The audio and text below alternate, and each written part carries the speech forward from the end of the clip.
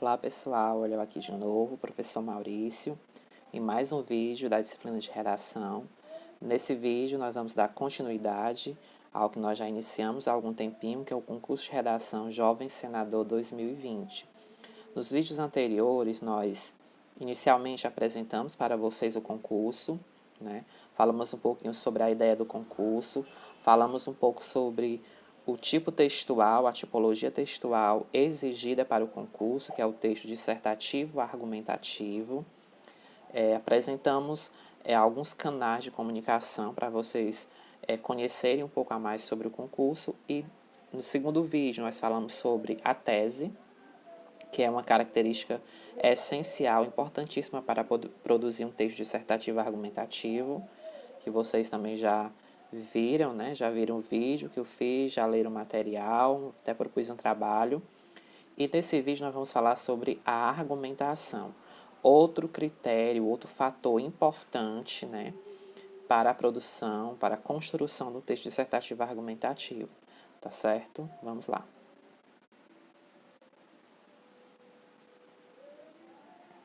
Há duas maneiras de fazer com que alguém faça algo. Quais são elas? Pela coação, quando você usa a força física, não a pressão psicológica, ou pela argumentação.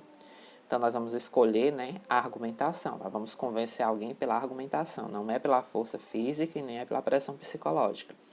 A argumentação ela é a coluna vertebral do texto dissertativo argumentativo, ou seja, ela sustenta o texto, ela dá sustentabilidade ao texto. Então, por isso que é importante o elemento da argumentação na construção do texto.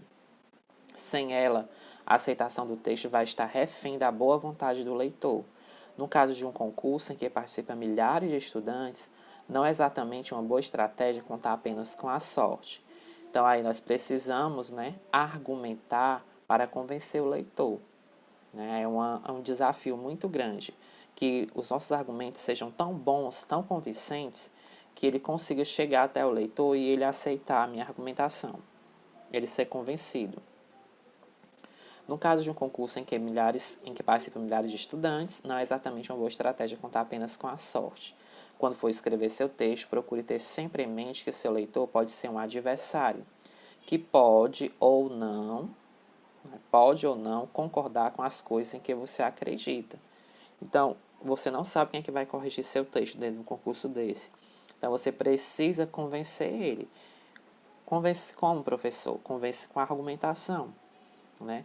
É como se você estivesse conversando com alguém, querendo provar para alguém alguma coisa, e você precisa usar elementos que façam com que a pessoa se convença que a sua ideia, que você está falando, é a verdade. Então, é isso que você vai usar no seu texto. Na fala, né, talvez seja mais fácil argumentar, né, numa conversa informal, mas num texto que vai lhe pedir o domínio da língua culta, você precisa usar a escrita para convencer, que é um desafio também muito grande para vocês alunos, né? Mas vai dar certo. Tome, por exemplo, a tese. É na adolescência que se desperta para o exercício da cidadania. No caso aí, nós temos algo relacionado ao tema do concurso. Essa tese pode lhe parecer muito razoável, mas sempre haverá quem possa discordar dela. Como é que alguém pode discordar dessa tese, né? Pode haver quem crê, por exemplo, que não é na adolescência, mas na infância que se desperta para o exercício da cidadania. Aí como é que você vai provar para alguém, se você for defender essa tese, que não é na adolescência, né, na infância? Ou essas ideias elas precisam ser estudadas com calma, né? Pode haver quem acredite que na adolescência se desperta para a consciência sobre a importância da cidadania, mas que o exercício da cidadania deveria coincidir com o início da vida adulta, e pode até mesmo haver quem afirme que o conceito de adolescência ele carece de pertinência política, que não se pode tratar jovens de 12 e de 17 anos da mesma forma. Enfim, toda tese é por definição polêmica, toda afirmação ela pode ser o quê? Ela pode ser refutada. E seu papel é preparar o seu texto para escapar dessas armadilhas. Você não pode deixar brechas, né? Para que se pense, para que se perceba que você não conseguiu se posicionar diante da sua tese. Então, você precisa convencer alguém que não concorda com o que você vai estar falando ali. Se você disse que é na adolescência, né, que acontece esse despertar para o exercício da cidadania, como é que você vai convencer quem acredita que não é na adolescência, que é na infância? Como é que você vai convencer que é na adolescência e não na vida adulta, como alguém pode acreditar? Então, é com argumentos. Só se convence com argumentos. E bons argumentos. Continuando. Voltou aqui, só um instante.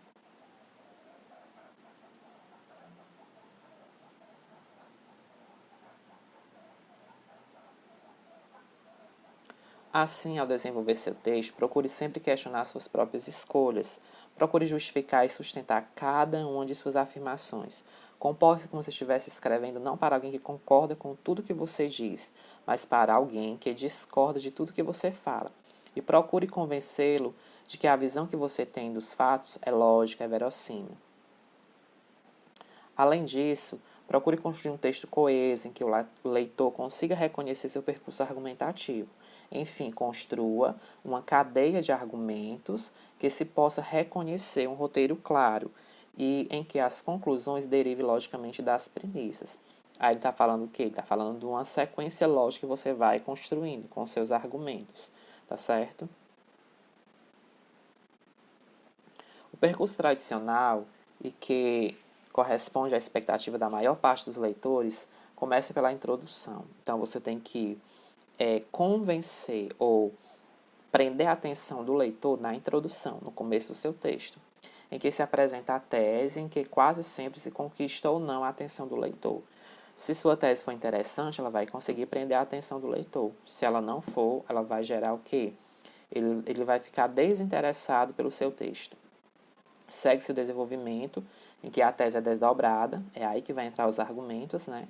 E analisada por meio de uma cadeia de argumentos, uma sequência de argumentos, em que as possíveis objeções à tese são antecipadas e atacadas.